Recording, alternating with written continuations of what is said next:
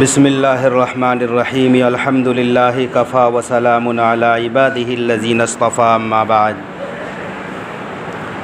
قال اللہ تعالی اعوذ باللہ من الشیطان الرجیم بسم اللہ الرحمن الرحیم ما كان محمد ابا احد من رجالکم ولکن رسول اللہ وخاتم النبیین وکان اللہ بکل شیء علیما صدق اللہ العظیم۔ معزز و مکرم سامعین کرام، حضرت محمد عربی صلی اللہ علیہ وسلم پر اللہ تعالیٰ نے نبوت و رسالت کا دروازہ بند کر دیا۔ یہ آخری نبی ہیں۔ ہمارے آقا نے مثال دی ہے، ایک شخص نے بہت خوبصورت مکان بنایا، محل بنایا، لوگ داد و تحسین دینے لگے، دیکھنے والے واہ واہ کیا بہترین خوبصورت مکان بنا ہے، محل بنا ہے۔ لیکن جب لوگ گھومتے گھومتے محل کے کونا میں پہنچتے ہیں، کیا دیکھتے ہیں؟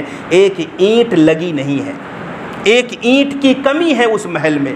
تو لوگ کہتے بھی ہیں کیا واقعی خوبصورت مکان ہے، کاش یہاں پر ایک اینٹ اور لگ جاتی تو مکان مکمل ہو جاتا۔ میرے آقا فرماتے ہیں یہ مثال میری ہے، اس محل میں وہ جو اینٹ کی کمی تھی وہ میری کمی تھی، اس لیے میں آ گیا، نبوت و رسالت مکمل ہو گئی۔ یہ نظام اللہ نے مکمل کر دیا، دین کو اللہ نے مکمل کر دیا۔ اب نبی آئے تو قیامت تک کے لیے، صرف دور صحابہ کے لیے نہیں، قیامت تک کے لیے عالمگیر نبی بن گئے ہمارے آقا، اور انسانوں کے لیے بھی، جناتوں کے لیے بھی، مردوں کے لیے بھی، عورتوں کے لیے بھی۔ اب کوئی نیا دین نہیں آئے گا، نئی شریعت نہیں آئے گی، نئی کتاب نہیں آئے گی۔ کتاب بھی مکمل، شریعت بھی مکمل، نبوت و رسالت بھی مکمل۔ یہ ختم نبوت کی حفاظت کرنا ہر مسلمان کے اوپر فرض ہے۔ اب اگر آپ صلی اللہ علیہ وسلم کے بعد کوئی کہے کہ میں بھی نبی ہوں تو وہ کذاب ہے، وہ دجال ہے، وہ جھوٹا ہے۔ پیارے آقا علیہ الصلاۃ والسلام کے دور میں دو شخصوں نے نبوت کا دعویٰ کیا تھا۔ ایک اسود انسی نے یمن سے دعویٰ کیا تھا۔ پیارے آقا علیہ الصلاۃ والسلام کی موجودگی میں ہی فیروز دیلمی ایک صحابی رسول ہیں، صحابی رسول نے اسود انسی کا خاتمہ کر دیا۔ پیارے آقا بہت خوش ہوئے تھے۔ اور ایک شخص مسیلمہ کذاب، مسیلمہ نے بھی کہا تھا کہ میں بھی نبی ہوں۔ مسیلمہ کہتا تھا کہ ٹھیک ہے، محمد صلی اللہ علیہ وسلم بھی نبی ہے، میں مانتا ہوں، ان کی کتاب قرآن کو بھی مانتا ہوں، لیکن میں بھی نبی ہوں۔ مسیلمہ کذاب۔ حضرت ابو بکر صدیق رضی اللہ عنہ کا دور آیا، صحابہ کرام غم سے بوجھل تھے، نڈھال تھے، اب کیا ہوگا؟ نئے نئے فتنے ابھر رہے تھے۔ حضرت ابو بکر صدیق نے ایک جماعت کو بھیجا کہ جاؤ مسیلمہ کذاب کو قتل کرو، اس نے نبوت کا دعویٰ کر رکھا ہے۔ وہ جماعت گئی، مسیلمہ کذاب نے اس جماعت کو شکست دے دی۔ پھر دوسری جماعت بھیجی، وہ بھی شکست کھا گئی۔ بالآخر سیدنا ابو بکر صدیق رضی اللہ عنہ نے سیف اللہ حضرت خالد بن ولید رضی اللہ عنہ کے ساتھ 24,000 کا لشکر بھیجا مسلمانوں کا۔ حضرت خالد بن ولید گئے اور سامنے 40,000 کا لشکر ہے۔ بہت سارے بھولے بھالے لوگوں نے مسیلمہ کذاب کو نبی کہہ دیا تھا اور اس کے ہاتھ پر اپنے ایمان کا سودا کر لیا تھا۔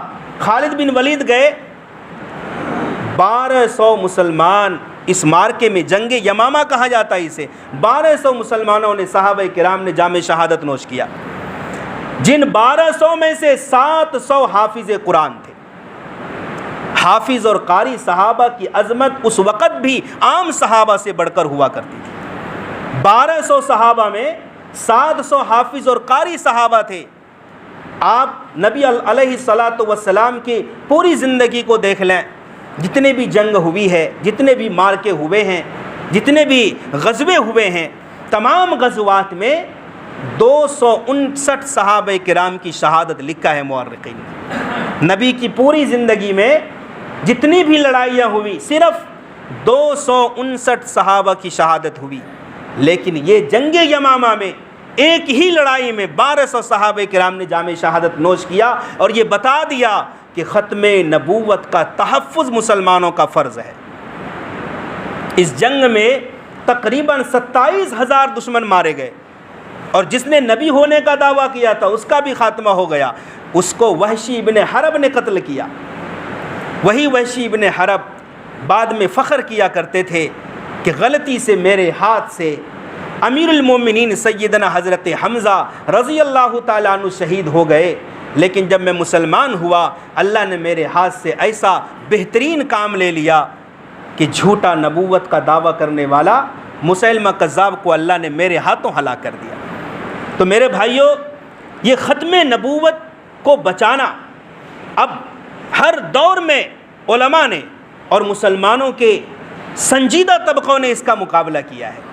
چنانچہ غلام احمد قادیانی نے نبوت کا دعویٰ کیا، مرزا غلام احمد قادیانی نے، سرفروشوں نے، جانبازوں نے کتنی لڑائیاں لڑی ہے۔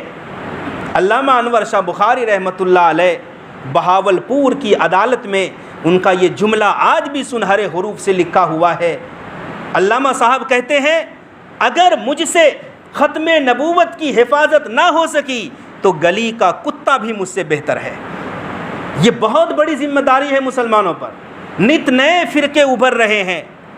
آج شکیل ابن حنیف دیکھ لو جو اورنگ آباد میں ہے، عیسیٰ علیہ السلام ہونے کا دعویٰ کر رہا ہے، اور میرے بھائیوں وہ اس طرح نہیں کریں گے، وہ نماز بھی پڑھیں گے ہمارے ساتھ، وہ قرآن کی تلاوت بھی کریں گے، وہ لوگ ہم ہی میں چھپے رہیں گے، لیکن یہ ہے کہ شکیل بن حنیف کو اللہ کا نبی کہیں گے۔ تو ایسے شخص کا پیچھا کرنا، ایسے شخص سے پوری امت کی حفاظت کرنا ہر مسلمان کے اوپر ضروری ہے۔ یہ بھی تحفظ ختم نبوت ہے، یہ فرض ہے ہمارے اوپر۔ آج نئے نئے لوگ آتے ہیں سیکھ کر، ٹریننگ لے کر، اور ہمارے بھولے بھالے مسلمان نوجوانوں کو بہکا کر اور ان کو ایمان سے محروم کر رہے ہیں، اور اس کی فکر نہیں ہے۔ ہمیں غور کرنا پڑے گا، کام کرنے والے اپنے کارخانوں میں دیکھیں، کوئی ایسا تو نہیں آ رہا ہے جو غلط دین کی تبلیغ کر رہا ہو۔ پڑھنے والے بچے جو یونیورسٹیوں میں، کالجوں میں پڑھتے ہیں، غور کرنا، فکر کرنا، کہیں غلط دین کی کوئی اشاعت تو نہیں کر رہا ہے۔ میرے بھائیوں اگر ایسا ہو تو کم سے کم اپنے علماء سے، مسجد کے امام سے ضرور رابطہ کرنا، کیونکہ آج ایمان کے لٹیرے پھر رہے ہیں۔ اگر ایمان سے محروم ہو گئے تو میرے بھائیوں جنت کی ابدی زندگی سے محروم ہو جاؤ گے۔ مسلمان ہر چیز کا سودا کر سکتا ہے، ایمان کا سودا نہیں کر سکتا۔ اللہ تبارک و تعالی عمل کی توفیق عطا فرمائے۔